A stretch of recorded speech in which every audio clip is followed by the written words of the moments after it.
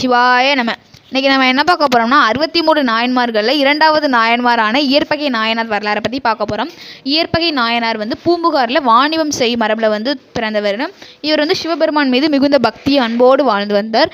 சிவனடியார்கள் கேட்கின்ற எதையுமே இல்லை அப்படின்னு சொல்லாமல் அவர்கிட்ட இருக்கிறத கொடுத்து மகிழ்ச்சியோடு வாழ்ந்து வந்தார்.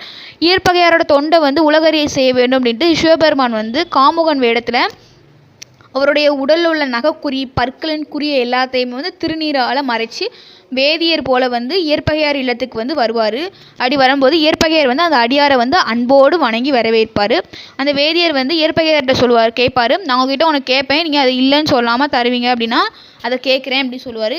அதுக்கு இயற்பகையார் சொல்லுவார், என்கிட்ட இருக்கிற எல்லாமே அது உங்களோட உடைமை தான் அப்படின்னு சொல்லிட்டு இருக்கும்போது அடுத்து வேதியர் உங்களோட அன்பு மனைவியை தான் வேண்டி வந்தேன் அப்படின்னு சொல்லுவார். இயற்பகையார் மகிழ்ச்சியோடு அதை அவர் மனைவி கிட்ட போய் சொல்லுவார்.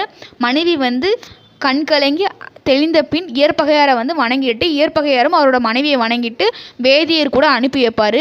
அப்போது வேதியர் சொல்லுவார், உங்களோட மனைவி கூட நான் போகும்போது மனைவியோட சொந்தக்காரங்க எல்லாருமே என்னை ஏதாவது செய்கிறதுக்கு வாய்ப்புகள் இருக்குது, அதனால ஊர் எல்லை வரைக்கும் நீங்கள் எங்களை பத்திரமா கொண்டு போய் விடணும் அப்படின்னு சொல்லுவார். அதுக்கு இயற்பகையார் சரின்னு சொல்லிட்டு வாள் கேடயம் இது எல்லாத்தையும் அணிஞ்சு கொண்டு அவங்க கூட புறப்படுவார்.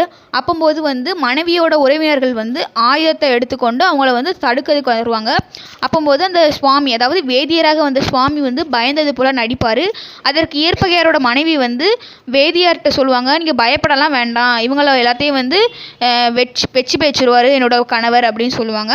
அதுக்கு இயற்பகையார் அவங்களோட உறவினர்களை ஃபஸ்ட்டு எச்சரிப்பார்.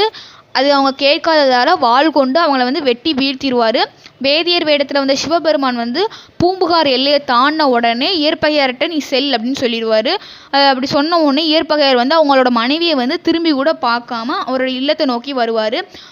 வரும்போது அந்த வேதியர் ரூபத்தில் சிவபெருமான் இயற்பகை முனிவா ஓலம், நீ வருவாய் ஓலம், அயர்பில்லாதவனே ஓலம், அன்பனே ஓலம் ஓலம் அப்படின்னு சொல்லிகிட்டே இருப்பார்.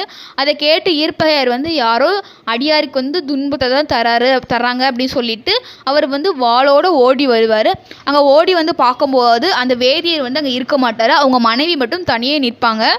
அப்படியே வானத்தை நோக்கி பார்க்கும்போது வானத்தில் சிவபெருமான் நந்தி மீது இருப்பதை இயற்பகை நாயனார் பார்த்துட்டு நிலத்தில் விழுந்து தொழுவார். சிவபெருமானை பார்த்த இயற்பகை நாயனார், எல்லையில்லா இன்ப வெள்ளம் எனக்குள் செய்தாய் போற்றி என வணங்கினர். சிவபெருமான் இயற்பகை நாயரிடம், தேவபக்தி நிறைந்த உன் மனைவியுடன் சிவலோகம் வருவாயாக என கூறினர். வானவர்கள் பூமலை பொழிந்தனர். இயற்பகையாரும் அவரது மனைவியாரும் சிவலோகத்திற்கு சென்றனர். வெட்டுண்ட உறவினர்கள் அனைவரும் வானுலகம் சென்று இன்பம் பெற்றனர். இதுவே இயற்பகை நாயனாரின் வரலாறு ஆகும்.